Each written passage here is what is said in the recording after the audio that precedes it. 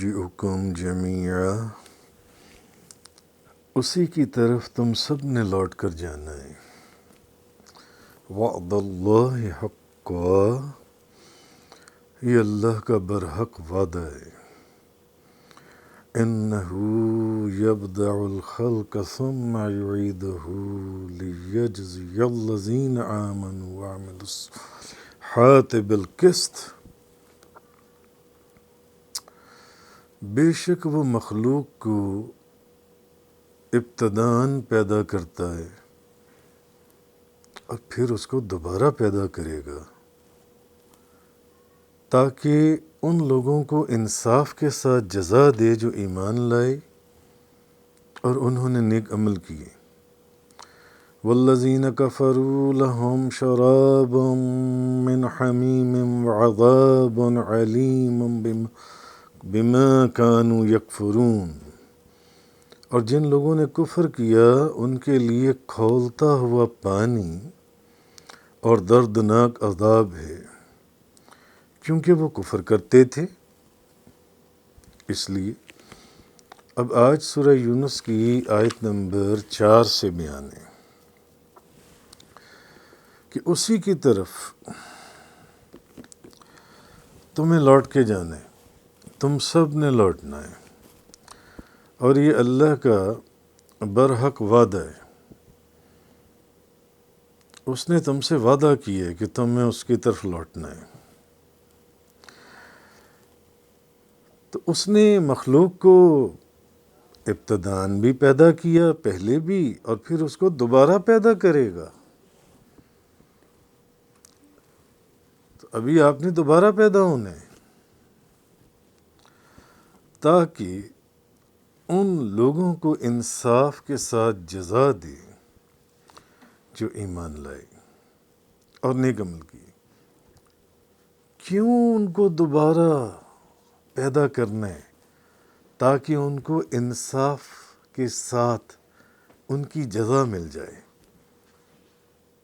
جس جزا کے وہ حقدار ہیں۔ اور جن لوگوں نے کفر کیا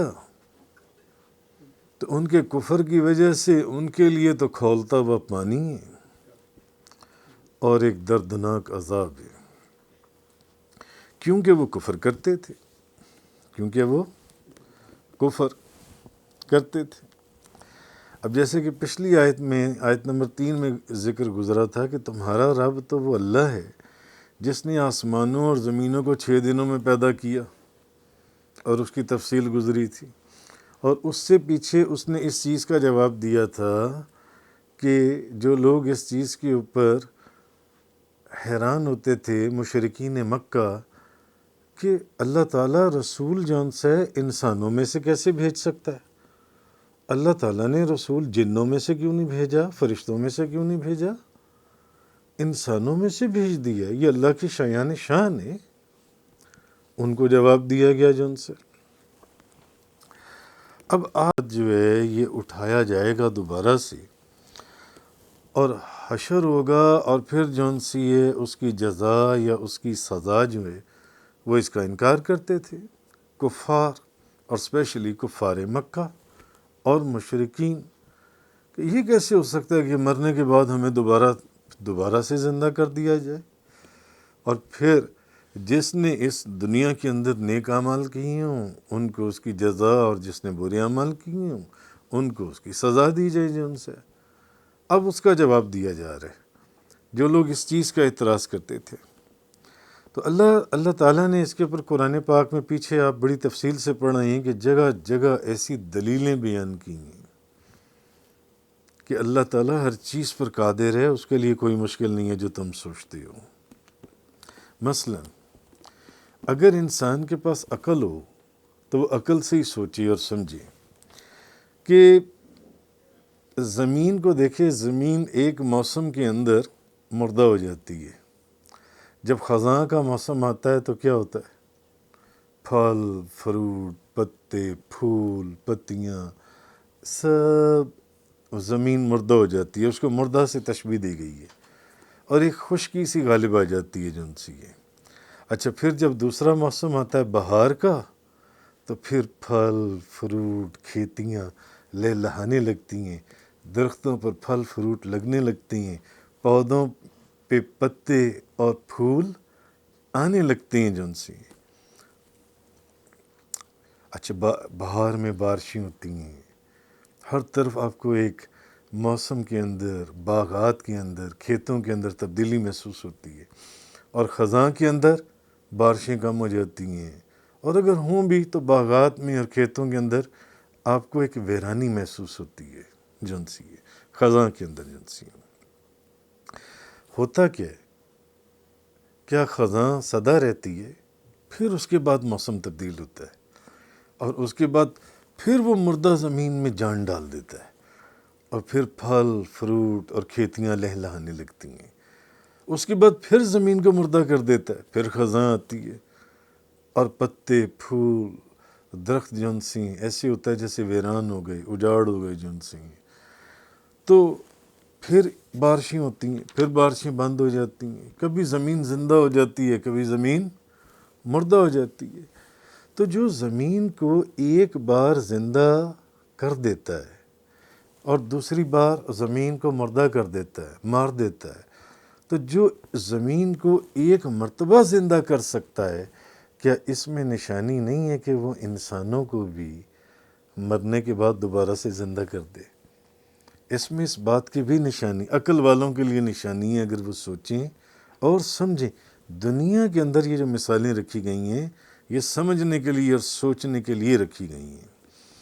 تو اللہ تعالیٰ نے بغیر کسی پہلے کوئی مثال اور جب پہلے کوئی مثال تھی ہی نہیں، کوئی نمونہ تھا ہی نہیں کسی انسان کا، تو اللہ نے پہلا انسان پیدا کر دیا نا، پہلے سے دوسرا، دوسرے سے تیسرا، تیسرے سے چوتھا، چوتھے سے پانچواں، اور انسان پیدا ہوتے چلے گئے۔ تو جب انسان کی پہلے کوئی شکل صورت نمونہ کوئی سیمپل تھا ہی نہیں، اور اللہ تعالیٰ نے بغیر سیمپل کے کوئی آپ کے سامنے ایک انسان پیدا کر کھڑا کر دیا، ایک انسان کو تخلیق کر دیا جن سے، تو کیا اس کے لیے اب جب کروڑوں اربوں خربوں انسان پیدا ہو چکی، جو ابتداً جو چیز پہلے وجود میں ہی نہیں تھی، وہ چیز اگر وجود میں آ سکتی ہے، تو جو چیزیں جو اب وجود میں آ چکا، اس کو مرنے کے بعد کیا دوبارہ زندہ کرنا اس کے لیے کوئی مشکل ہے؟ نہیں، اس کے لیے کوئی مشکل نہیں۔ اسی لیے آگے اسی صورت کے آگے آ رہا ہے قُلِ اللَّهُ يَبْدَعُ الْخَلْقَ ثُمَّ يُعِيدُهُ فَأَنَّىٰ تُؤْفَكُونَ۔ آپ کہیے کہ اللہ ہی ابتداً پیدائش کرتا ہے، ابتداً، پھر وہی اس کو اعادہ فرمائے گا، دوبارہ پیدا کر دے گا جن سے۔ سو تم لوگ کہاں بھٹک رہے ہو؟ ان کافروں اور مشرکوں سے کہا جا رہا ہے کہ تم لوگ کہاں بھٹک رہے ہو، کیا سوچ رہے ہو کہ تمہیں دوبارہ پیدا نہیں کیا جا سکے گا؟ یہ کیسے ہو سکتا ہے کہ وہ تمہیں دوبارہ پیدا کر دے گا؟ اور جب تمہارا وجود نہیں تھا، وہ اس وقت تمہیں پیدا کر سکتا ہے، اور جب کسی انسان کا کوئی سیمپل یا نمونہ ہی موجود نہیں تھا، تو جب کوئی سیمپل ہی نہیں تھا اور پھر اس نے بنا دیا، تو اب تو کروڑوں اربوں سیمپل موجود ہیں جن سے، تو ان کو دوبارہ بنانا مشکل ہے کوئی جن سے؟ نہیں۔ قُلِ اللَّهُ يَبْدَعُ الْخَلْقَ ثُمَّ يُعِيدُهُ فَأَنَّىٰ تُؤْفَكُونَ۔ آپ کہیے کہ اللہ ہی ابتداً پیدائش کرتا ہے اور پھر وہ دوبارہ پیدائش کر دے گا، سو تم لوگ کہاں بھٹک رہے؟ وہ دوبارہ اس کا اعادہ فرما دے گا۔ قَالَ مَن يُحْيِي الْعِظَامَ وَهِيَ رَمِيمٌ قُلْ يُحْيِيهَا الَّذِي أَنشَأَهَا أَوَّلَ مَرَّةٍ۔ اس نے کہا، اس مشرک نے کہا، ہڈیوں کے بوسیدہ ہو جانے کے بعد ان کو کون زندہ کرے گا؟ یعنی مشرکین ہی کہتے تھے نا، یہ کیسے ہو سکتا ہے کہ ہڈیاں بوسیدہ ہو جائیں اور پھر وہ دوبارہ زندہ کر دے، ہڈیاں ریزہ ریزہ ہو جائیں؟ بھئی ابھی تو ہڈیاں ریزہ ریزہ ہو رہی ہیں، تو وہ زندہ کر سکتا ہے، وہ زندہ کر دے۔ تو جب ہڈیاں تھیں ہی نہیں، جب وہ پیدا کر سکتا ہے، تو اب تو پھر ہڈیاں موجود ہیں جو ریزہ ریزہ ہو گئیں، اس کے لیے کون سا مشکل ہے؟ آپ کہیے قُلْ يُحْيِيهَا الَّذِي أَنشَأَهَا أَوَّلَ مَرَّةٍ۔ آپ کہیے کہ وہی ان کو زندہ کرے گا جس نے ان کو پہلی مرتبہ زندہ کیا تھا۔ وہی تمہیں دوبارہ پیدا کرے گا جس نے ان کو پہلی بار پیدا کیا تھا۔ آپ انہیں یہ فرمائیے، مثلا نیند کو لے لیں آپ۔ اب انسان پر جب انسان نیند کے اندر جاتا ہے، پیدا کر دینا اس کی زندگی ہے، اور بیداری کے بعد دوبارہ نیند پیدا کر دینا اس کی موت ہے، اور اس نیند کے بعد دوبارہ بیدار کر دینا پھر اس کی زندگی ہے، اور بیداری کے بعد دوبارہ اس کو نیند میں سلا دینا پھر اس کی موت ہے۔ بیداری کے بعد موت کی جو حالت اور کیفیت طاری ہو جاتی ہے، تو جو سوئے ہوئے شخص کو دوبارہ پیدا کر سکتا ہے وہ مردے کو بھی دوبارہ پیدا کر سکتا ہے۔ اس کے لیے مردہ پیدا کرنا کون سا مشکل ہے؟ کوئی ایسا مشکل نہیں ہے اس کے لیے مردہ پیدا کرنا۔ بہرحال اصل میں جو اس آیت کی اصل ٹرانسلیشن یا انٹرپریٹیشن ہے وہ یہ کہ مشرکین مکہ کے لیے جس طرح وحی کا نزول کسی انسان کا شرف نبوت سے مشرف ہونا، جیسے کل اور پرسوں کے بیان میں گزرا تھا کہ مشرکین مکہ اور کافر حیران ہوتے تھے کہ اچھا رسول اور نبی جو ہے وہ اللہ انسانوں میں سے بھی پیدا کر سکتا ہے، جس کا جواب اللہ نے دیا تھا کہ اس کی حکمت کاملہ ہے کہ اس نے نبیوں اور رسولوں کو پیدا ہی انسانوں میں سے کی ہے۔ اگر نبی اور رسول جنوں میں سے ہوتے تو کیا تم ان سے پورا فیض لے سکتے تھے؟ نہیں فائدہ لے سکتے تھے؟ نہیں لے سکتے تھے۔ تو اب مشرکین مکہ کے لیے جس طرح وحی کا نزول جو ہے وہ اس کے لیے حیران ہوتے تھے کہ اچھا اس کی وحی، اللہ کی وحی کسی انسان یا بشر کے اوپر بھی نازل ہو سکتی ہے، یہ کیسے ہو سکتا ہے جو ان سے؟ تو اسی طرح جو مشرکین مکہ ہیں وہ قیامت کے واقعہ ہونے کے اوپر بھی حیران ہوتے تھے جو ان سے، اور ان کی سمجھ میں یہ چیز نہیں آتی تھی، ان کی سمجھ سے یہ چیز باہر تھی جو ان سے یہ۔ اصل میں ان کی توجہ اس چیز کی طرف دلائی جا رہی ہے کہ تمہیں ایک دن قیامت والے دن اللہ کی بارگاہ میں حاضر ہونا ہے۔ اس کے لیے کوئی مشکل نہیں ہے، اس کے لیے کوئی مشکل نہیں ہے، تمہیں اس کی بارگاہ میں حاضر ہونا ہے، آنا ہے تمہیں اس کی بارگاہ میں۔ اور پھر انہیں یہ بھی بتا دیا کہ قیامت کے دن تمہیں دوبارہ زندہ کر کے جو جواب تم نے اللہ کی بارگاہ میں دینا ہے، حاضر کرنے والی وہی ذات ہے، اصل میں وہی ذات ہے، وہی اللہ ہے جس نے تمہیں پہلے وجود عطا فرمایا تھا۔ وہی بات آ گئی، تو جو پہلے تمہیں وجود عطا فرما سکتا ہے وہ قیامت والے دن تمہیں دوبارہ وجود دے دے گا جو ان سے، تو تمہیں اس کی بارگاہ میں حاضر ہونا ہے۔ تو جب تم تھے ہی نہیں، تمہارا وجود نہیں تھا، وہ تمہیں اس وقت کھڑا کر سکتا ہے تو وہ قیامت والے دن تمہیں دوبارہ کھڑا کر دے گا، وہ تمہیں دوبارہ پیدا کر دے گا۔ اس لیے کیا مشکل ہے کہ مرنے کے بعد وہ تمہیں دوبارہ زندہ کر دے؟ ان چیزوں کی طرف اپنی توجہ نہ لے کے جاؤ، حق بات کو سمجھنے کی کوشش کرو جو ان سے ہے۔ دوسرا، قیامت کی اب اسی آیت کے اندر اللہ نے ایک حکمت بیان کی ہے تاکہ جو نیک لوگ ہیں ان نیک لوگوں کو ان کی نیکیوں کا اجر، اور جو برے لوگ ہیں ان کو ان کی برائیوں کی سزا مل جائے۔ جو نیک لوگ ہیں ان کو ان کی نیکیوں کی جزا، اور جو برے لوگ ہیں ان کو ان کی برائیوں کی سزا دے دی جائے۔ اس کی وجہ کیا ہے؟ اس کی وجہ یہ ہے کہ دنیا جو ہے یہ دار العمل ہے، جہاں آپ نے عمل کرنا ہے، دار الجزا نہیں ہے۔ اگر یہ دار الجزا ہوتا نا دنیا، تو پھر یہاں کا نظام ہی ڈیفرنٹ ہوتا، پھر یہاں کا نظام کچھ اور ہوتا، مگر یہ دار الجزا ہے ہی نہیں۔ اس کی وجہ یہ کہ عام روٹین میں آپ لوگ دیکھتے ہوں گے کہ جو نیک لوگ ہیں بعض اوقات ان کو ان کا جو نیکیوں کا بدلہ ہے وہ اس دنیا میں نہیں ملتا۔ ایسا ہے یا نہیں ہے؟ نہیں ملتا، اور ان کی زندگی مصیبتوں، تکلیفوں، پریشانیوں اور آزمائشوں میں گھری رہتی ہے، آزمائشوں میں گھری رہتی ہے۔ اور کئی فاسق اور فاجر اور بدماش جو ان سے ہیں وہ دندناتے پھرتے ہیں، دندناتے پھرتے ہیں۔ اور کوئی بدماش آپ کے اوپر ظلم کرے یا آپ کے ساتھ زیادتی کرے اور آپ اس سے اپنا بدلہ بھی نہ لے سکیں، آپ مجبور ہیں، کمزور ہیں، شریف ہیں، نیک ہیں، اور وہ دندناتا پھر رہا ہے آپ کے ساتھ بدماشی کر کر، آپ کے ساتھ زیادتی کر کر. اور یہ دنیا کیونکہ دارالجزا نہیں ہے، وقت گزر گیا، تو اب اللہ کی شایان شان ہے یہ بات کہ جس نے نیکی کی ہے اس کو اس کی نیکی کی جزا، اور جس نے بدماشی اور گناہ کیا اس کو اس کی بدماشی اور گناہ کی سزا دی جائے جن سے. اس لیے بھی قیامت کا دن رکھا گیا ہے جب انسان کو دوبارہ اٹھایا جائے گا. یہاں تو جنہوں نے بدماشی کرنی تھی، زیادتیاں کرنی تھیں، کر لیں، اور اگر وہ دوسرا بندہ کمزور ہے، وہ اس سے اس کا بدلہ نہیں لے سکا، تو پھر اللہ نے اس کے بدلے کے لیے ایک دن رکھا ہے، اس کی سزا کے لیے ایک دن رکھا ہے. اس دن اس کو وہ جون سی ہے سزا دی جائے گی.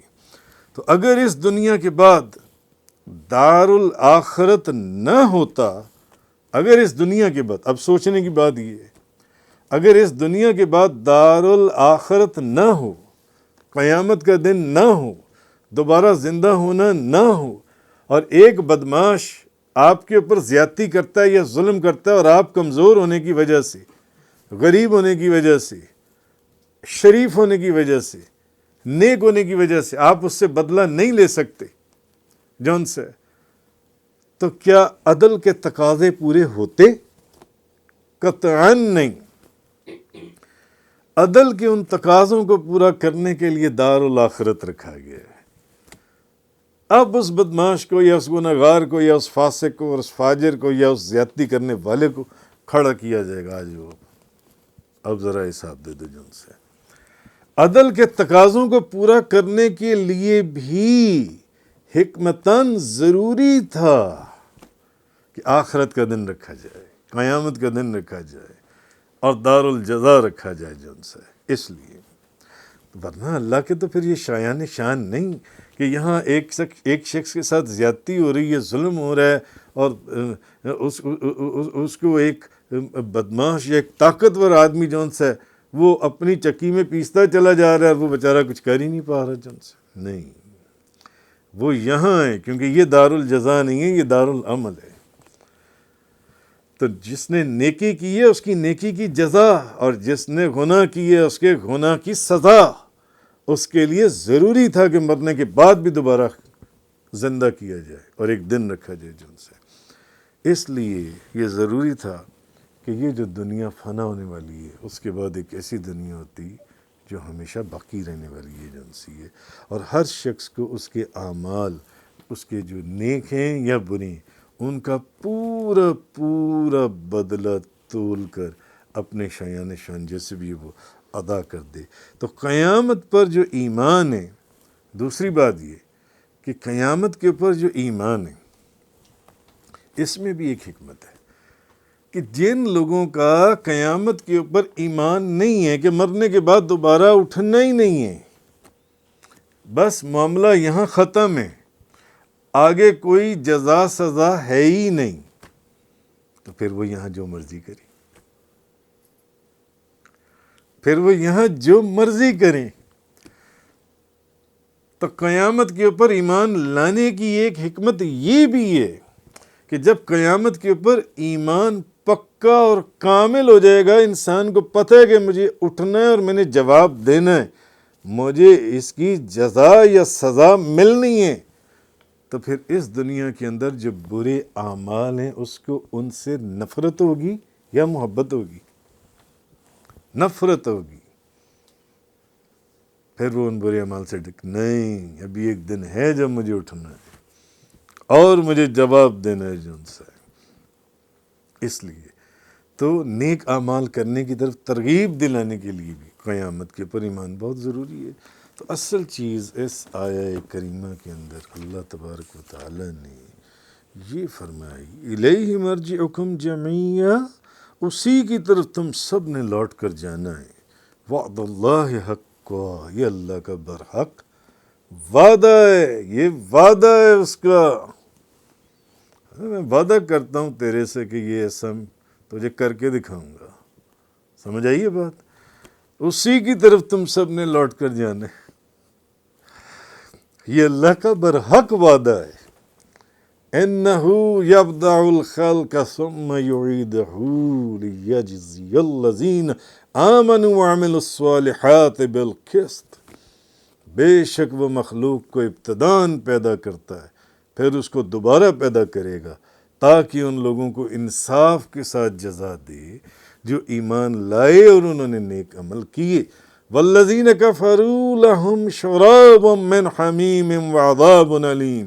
اور جن لوگوں نے کفر کیا ان کے لیے کھولتا ہوا پانی اور دردناک عذاب بما کانوا یکفرون، کیونکہ وہ کفر کرتے تھے. وآخر الدعوانا ان الحمدللہ رب العالمین. تفسیر قرآن کا یہ لیکچر انگلش میں سننے کے لیے براہ کرم ڈسکرپشن میں موجود لنک پر کلک کریں.